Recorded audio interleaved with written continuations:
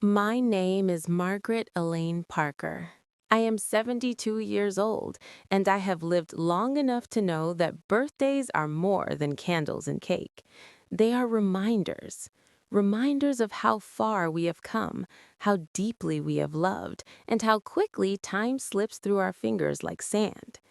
Today is my granddaughter's birthday, and instead of just signing a card with "Love, Grandma," I decided to write her something she can keep forever. A story. My story. Our story. It was a chilly November morning in Columbus, Ohio. I remember standing by the hospital window, watching the wind blow the last of the autumn leaves across the parking lot.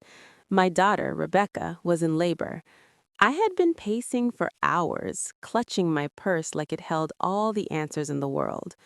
When the nurse finally stepped into the waiting room and said, "Congratulations, it's a girl," my heart did something it had never done before. It felt like it expanded. When I first saw you, Emma Grace, you were tiny and pink, wrapped in a soft white blanket. Your little fists were clenched and you had the most determined expression on your face. I laughed through my tears and whispered, "Well, she's gonna run the world one day." That was the day my life changed in the sweetest way possible. I have been many things in my 72 years: a daughter, a wife, a mother, a friend, a nurse for 35 years at Riverside Community Hospital.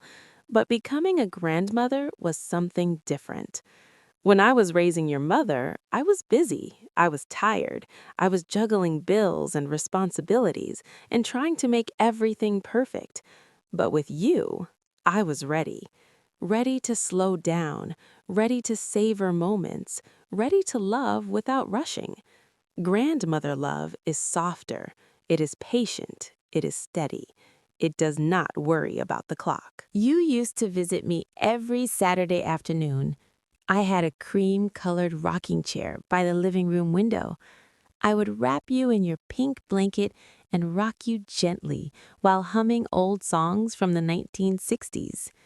Sometimes you would fall asleep on my shoulder, your breath warm against my neck. In those moments, I would whisper little prayers over you. May she grow strong. May she stay kind. May she always know she is loved. I never stopped whispering those prayers. You were 4 years old when you decided you wanted to help me bake chocolate chip cookies. You dragged a chair across the kitchen floor and stood beside me, hands covered in flour. You insisted on stirring the batter yourself. Flour puffed into the air like a white cloud, and chocolate chips rolled across the counter. When we finally put the cookies in the oven, we forgot to set the timer. We were too busy laughing. The smoke alarm went off and we both jumped. You looked at me with wide eyes and said, "Grandma, are we in trouble?" I laughed and hugged you. No, sweetheart, sometimes mistakes just mean we tried. That day, we didn't have perfect cookies, but we had a perfect memory. I will never forget walking you to your first day of kindergarten. You wore a little yellow dress and carried a backpack that looked almost bigger than you. You held my hand tightly at the school entrance.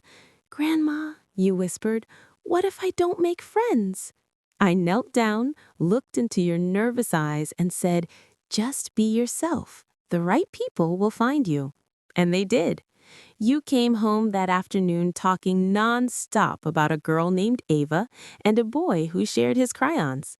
You have always had a gentle spirit that draws people in. When you were 8, you spent 2 whole weeks with me during summer break. Every evening, after dinner, we would go outside with mason jars and chase fireflies in the backyard. You would squeal every time one blinked near you. "Look, Grandma, it's like tiny stars." We would sit on the porch steps afterward, watching the sky turn dark. I told you stories about when I was a little girl growing up in the 1950s. We didn't have tablets or smartphones. We had imagination. That summer, you taught me something important. Magic still exists if you look for it. Now you are no longer the little girl in the yellow dress. You are taller, wiser, stronger. I see the way you help your younger cousin with homework. I see how hard you study. I see how you stand up for your friends.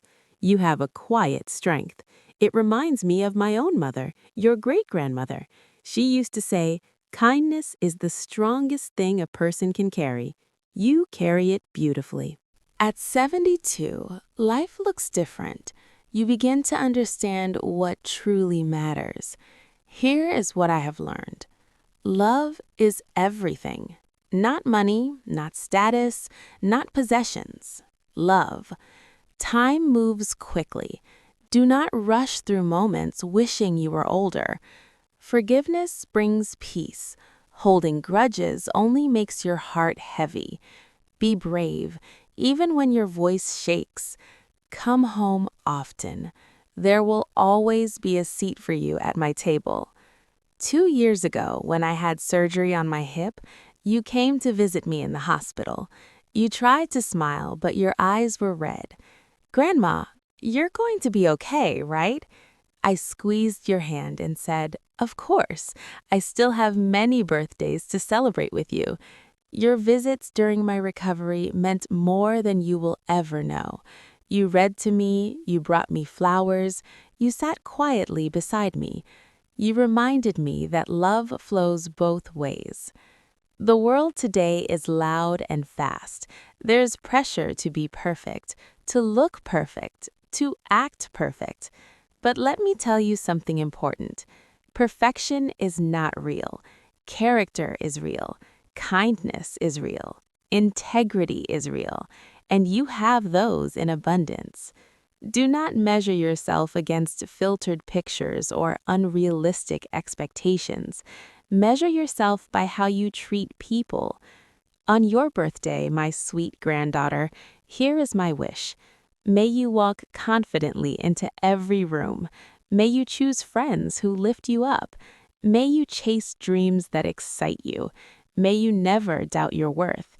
May you always feel my love surrounding you, even on hard days, especially on hard days. I do not know how many birthdays I have left. At 72, I understand that life has seasons. But as long as I am here, I will celebrate you. I will clap the loudest at your graduations. I will cry happy tears at your milestones. I will bake you a cake, even if it leans to one side. I will pray for you every single day. And one day, when I am no longer sitting in my rocking chair by the window, I hope you will remember this. You were loved fiercely. You were cherished deeply. You were my greatest blessing. Last week you asked me, "Grandma, what's the secret to living a long life?" I smiled and said, "Gratitude. Be thankful for small things, for warm sunlight, for shared laughter, for family dinners, for second chances." Life is not measured by years alone. It is measured by love. Happy birthday, my precious granddaughter. May your light be bright. May your heart stay gentle. May your spirit stay brave. With all the love in my 72 years, Grandma Margaret.